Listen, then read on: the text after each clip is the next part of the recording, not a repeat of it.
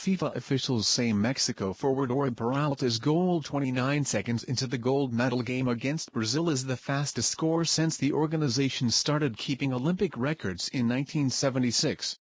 Peralta got the Mexicans on the board on Saturday after a turnover by Rafael deep in Brazil territory. His right-footed kick hit the net just inside the left post for a 1-0 lead.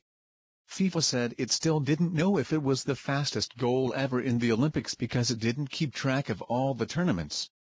The fastest goal ever in a senior competition was scored by Turkey's Hakan Sukur 11 seconds into a match in the 2002 World Cup in South Korea and Japan.